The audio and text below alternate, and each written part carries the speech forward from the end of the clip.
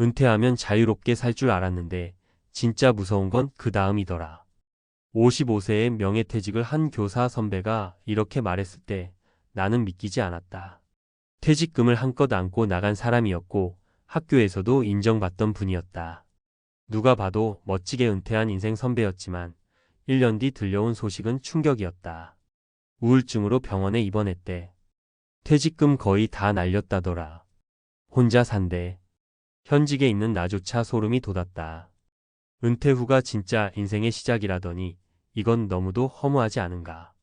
은퇴 후의 진짜 문제는 시간과 정체성의 상실이다. 우리가 은퇴를 준비한다고 하면 보통 이렇게 생각하죠. 퇴직금이 얼마야? 연금 얼마나 나와? 자식 결혼 다 시켰으니 됐지. 그런데요, 진짜 위기는 돈보다도 나라는 존재가 무너지는 순간에 찾아옵니다. 직장이라는 무대에서 내려오고 나면 내 이름 앞에 붙던 선생님, 부장님, 소장님 이런 타이틀은 사라지고 그냥 아무개가 됩니다. 문제는 그 순간부터 뭘 해야 할지, 어떻게 살아야 할지 모른다는 거예요. 은퇴 후를 상상만 했지 실제로 겪어보면 준비가 하나도 안 돼 있었구나 느끼는 거죠. 그럼 실제 사례를 3가지 들어볼게요. 아마 많은 분들이 내 이야기 같다 느낄지도 몰라요. 사례 1. 55세 명예퇴직한 교사, 퇴직금 탕진 후 무기력에 빠진 이유. 김 선생님은 30년 넘게 고등학교에서 국어를 가르치다가 명예퇴직으로 일찍 나왔어요. 이제 나만의 시간을 즐기자 하면서 퇴직금으로 여행도 가고 차도 바꾸고 유튜브도 시작해보겠다고 장비도 샀죠. 그런데요, 1년이 지나자 문제가 생기기 시작했습니다. 사람을 안 만나고 규칙적인 생활도 사라지고 통장 잔고는 점점 줄고 아무 일도 하지 않는 날이 늘어나면서 자존감도 함께 무너졌어요. 내가 뭐 하고 있는 거지? 쓸모없는 인간이 된 것 같아. 결국 우울증 진단을 받고 병원에 입원했어요. 가장 뼈아픈 건 가족조차도 다 큰 어른이 왜 저러냐며 외면했다는 거예요. 이게 현실이에요. 준비 없이 자유를 맞이하면 자유는 축복이 아니라 짐이 됩니다. 사례 2. 60세에 퇴직한 은행원, 2년 만에 알바 찾게 된 이유. 이 과장님은 은행에서 오랫동안 일했고 60세까지 딱 맞춰 퇴직했어요. 연금도 나오고 퇴직금도 괜찮았기에 걱정 없다고 했죠. 하지만 은퇴 후 2달이 지나고 3달이 지나면서 심심함이 극에 달했어요. 하루 종일 TV만 보고 마트 갔다 오고 그렇게 하루가 가는데 이렇게 1년을 보내자 몸은 더 피곤하고 마음은 더 공허해졌답니다. 결국 이 과장님은 경비 알바 자리를 알아봤어요. 돈이 필요해서가 아니라 그냥 할 일이 없어서요. 문제는 여기서 끝이 아니에요. 경비직으로 들어갔지만 전에는 과장님이라 불리던 사람이 이제는 무시당하고 눈치 보며 일해야 하니까 자존감이 계속 깎였어요. 내가 이렇게까지 떨어졌나? 자괴감에 휩싸여 결국 3개월 만에 그만뒀어요. 사례 3. 57세 여성 공무원, 은퇴 후 남편과 갈등이 시작된 이유. 정 과장님은 구청에서 일하다 조기 퇴직했어요. 퇴직 후 남편과 캠핑도 다니고 맛집 투어도 하며 여유 있게 살 줄 알았대요. 근데 막상 하루 종일 집에 있으니 남편이 답답해했어요. 밥은 왜 맨날 똑같아? 하루 종일 뭐 했는데? 남편은 아직 직장에 다니고 있으니 아내가 놀고만 있는 것처럼 보였던 거죠. 결국 정 과장님은 불만이 쌓여 남편과 자주 다투게 되었고 이럴 거면 차라리 다시 일하고 싶다는 생각이 들었대요. 문제는 그때 이미 늦었다는 것. 일자리는 찾기 어렵고 남편과의 관계도 돌이킬 수 없을 만큼 멀어졌죠. 은퇴 후 부부 관계가 무너지는 건 돈 때문이 아니라 역할 상실에서 오는 갈등이었어요.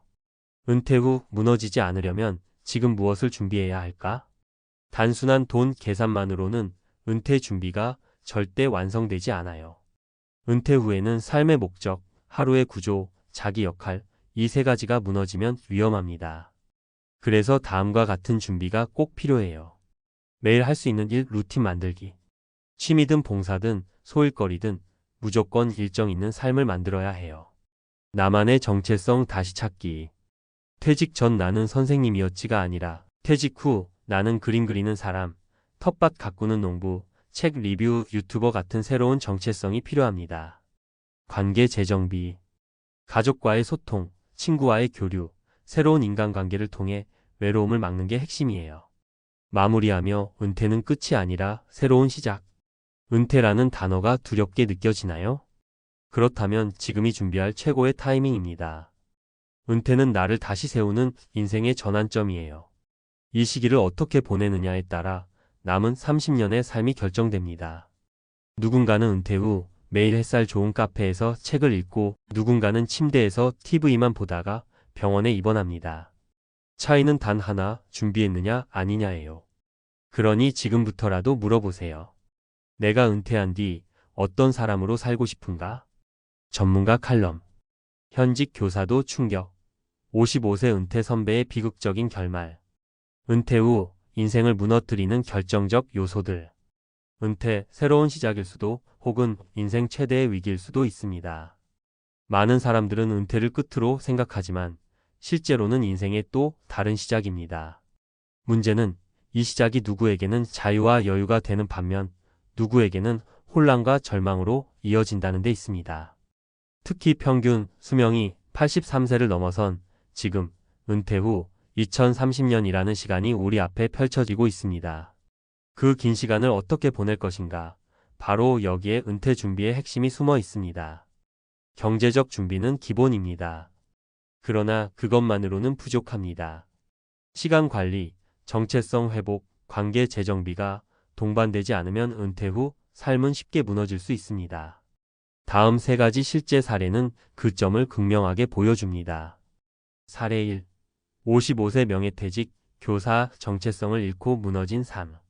30년간 고등학교에서 국어를 가르쳤던 김 선생님은 55세에 명예퇴직을 선택했습니다. 그는 이제 나만의 시간을 즐길 수 있겠다는 기대감으로 퇴직금을 활용해 여행을 다니고 취미생활도 시도했습니다. 하지만 문제는 예상보다 빨리 찾아왔습니다. 루틴이 무너지고 인간관계가 단절되면서 하루하루가 무기력하게 흘러갔습니다. 이전에는 선생님이라는 명확한 정체성이 있었지만 은퇴 후 자신을 설명할 수 있는 타이틀이 사라지자 자존감이 급격히 하락했습니다. 결국 그는 심한 우울 증세로 병원 치료를 받게 되었고 퇴직금도 생활비와 소비로 대부분 소진된 상태였습니다. 정체성과 목적 없는 은퇴는 위험하다는 점을 보여주는 대표적인 사례입니다. 사례 2. 60세 은행원 돈은 있었지만 할 일이 없었다. 이 과장님은 은행에서 60세까지 근무한 뒤 퇴직했습니다.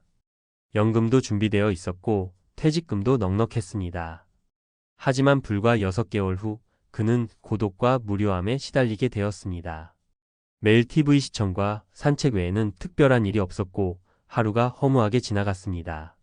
결국 그는 돈 때문이 아니라 삶의 구조를 위해 경비 아르바이트를 시작했습니다. 하지만 사회적 지위 변화에서 오는 자존감 손상이 크다는 사실을 뒤늦게 깨달았고 3개월 만에 일을 그만뒀습니다. 이 사례는 은퇴 이후 시간 구조의 붕괴가 삶의 질에 얼마나 큰 영향을 미치는지를 잘 보여줍니다. 사례 3. 57세 여성 공무원 부부 관계의 균열. 정 과장님은 지방자치단체에서 근무하다가 57세에 조기 퇴직했습니다. 퇴직 직후에는 남편과 여행도 다니며 만족스러운 생활을 했지만 시간이 지나자 갈등이 시작됐습니다. 남편은 여전히 직장에 다니고 있었고 정 과장님은 집에서 대부분의 시간을 보내다 보니 자연스럽게 역할 갈등이 생긴 것입니다. 남편은 하루 종일 집에 있으면서 왜 집안일도 제대로 안 하느냐고 불만을 드러냈고 정 과장님은 나도 퇴직했을 뿐이지 노는 사람이 아니다고 맞섰습니다. 이 갈등은 결국 부부 관계의 냉각으로 이어졌고 정 과장님은 뒤늦게 다시 사회활동을 시작하고자 했지만 마땅한 자리를 찾지 못했습니다. 이 사례는 역할 변화에 대한 이해 부족과 소통 부재가 은퇴 후 인간관계를 파괴할 수 있다는 점을 시사합니다. 전문가의 조언. 은퇴 후 삶을 무너뜨리지 않으려면 이처럼 은퇴 후의 문제는 단순히 돈이 있느냐 없느냐의 문제가 아닙니다. 다음 3가지를 기억해 두세요. 1. 정체성 전환 준비.